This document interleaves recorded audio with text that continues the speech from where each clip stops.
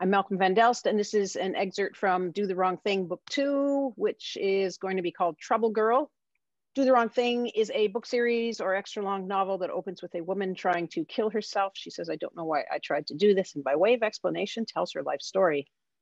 Previously in Do the Wrong Thing, Ava, obsessed about the size of her waist, quit church, was pursued by a professor, and could barely get out of bed due to extreme dieting and bulimia. This week, I've edited the exam section and last diary entry section in response to last week's comments. Thank you very much.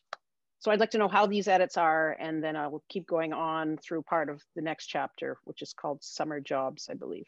Basically, the only thing I'm interested in with this section is because people commented that the exam question sounded like it wasn't a university level exam question. So I've rewritten it and then rewritten her take on the thing. This chapter is called Problems, and that section starts with pick one character from Ethan Frome, The Beautiful and the Damned, or As I Lay Dying. Discuss how they embody 4 or more elements of 20th century American literature. I stare at the yellow 8.5 by 11 in front of me like some fucked up kind of Buddhist mind, emptier than the page. Bunch of stuff. Okay, Daryl from As I Lay Dying. Ava, yeah.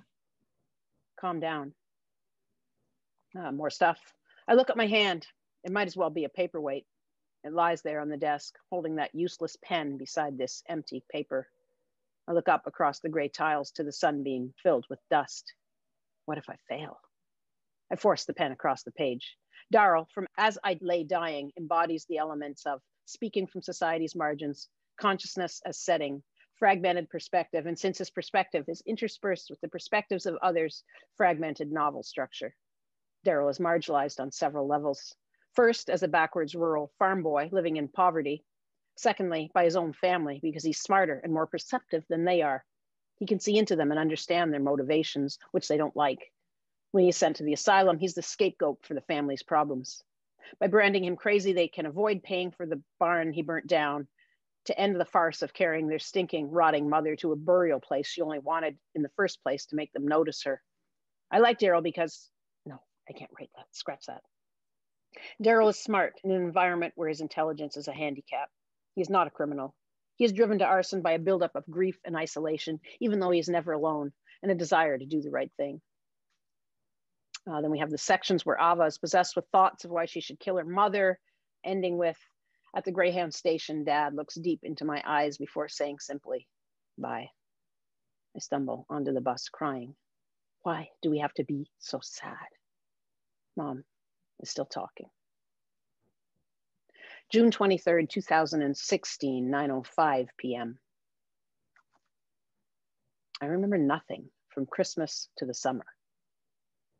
I guess it was classes, libraries, food, sleep, binge eating cookies, and whatnot, throwing up. I loved that university library. It was like a church, but with more options on the menu. Next chapter, jobs. So here we are, summer 1982. The old woman beams love at me as she hands me the keys. She wouldn't do either if she could see inside my head. I'm exhausted. I froze during every one of my finals. If I'm lucky, I'll get B's.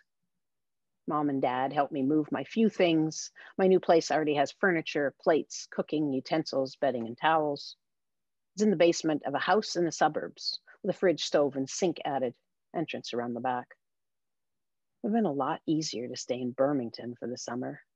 It's not like I'll be going to Dardanelle on the weekends. Why did I move to Arver? Just lie, my landlady says.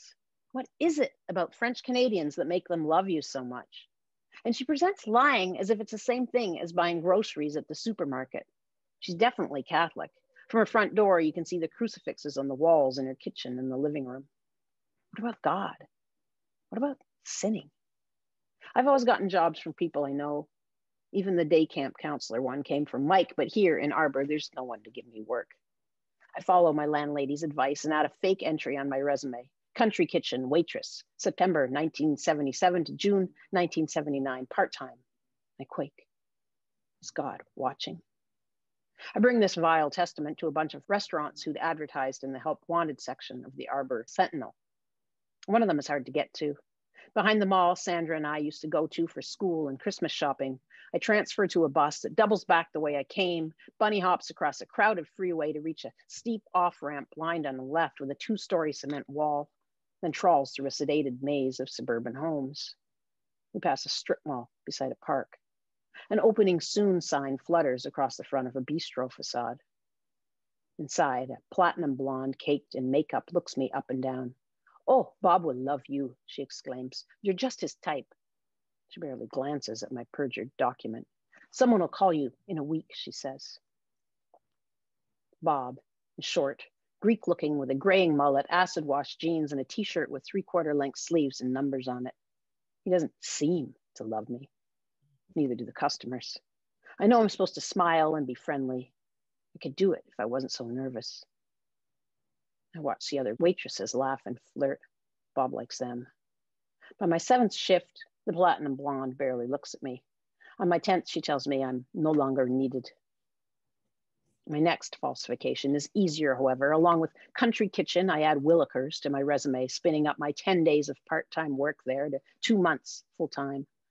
Soon I have a job at a small, dark, family-run pizza parlor much closer to my house.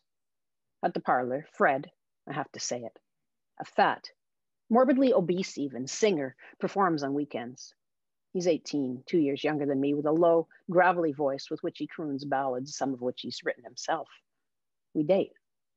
It's the person inside that counts. Looks don't matter, and he's talented. I can't get my body to have sex with his. My body won't obey my mind. I get a second job at a barbecue chicken chain, lunches. It's the best of what will become 5 summer jobs because the money is decent and steady, if not extravagant. The only problem is my uniform, a stiff white polyester shirt with puffy short sleeves and a matching red polyester skirt with a sort of bib in the front and back. What do Switzerland and chalets have to do with barbecue chicken?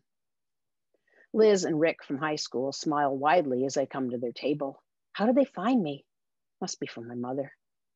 Mischief in their eyes, laughing at me. Not in a mean way, but that's how I take it, embarrassed by my kitschy outfit and the down market nature of a Swiss chalet at lunch. Hi, I say, not smiling. By the end of their meal, Liz is regarding me angrily, and who could blame her, really? Last summer, we were still best friends, even if she was busying herself more and more with Rick, and this, I treat her like I barely know her. I haven't called since I got back from Birmingham. I haven't called anyone. I've cut everyone from high school off, even Ivan. I trade the family-run pizza parlor for a blues bar where I carry trays of beer and cocktails to people who come to hear Willie Dixon, Junior Wells, and other semi-famous musicians. How old are you? I get asked all the time. I don't believe you're old enough to work here. I hear that all the time. I smile weakly. $1.10, please. The bartender is a brassy, older blonde with huge breasts. My boyfriend's a stripper, she says proudly, motioning to a picture behind the bar. She's motherly, this bartender. I think she realizes I'm lost. A guy starts coming into this club late. He sits at the bar and orders rye and cokes, one after the other, until closing time. I think he's attractive, if older. He's tired and sad. Good. I begin getting phone calls at home.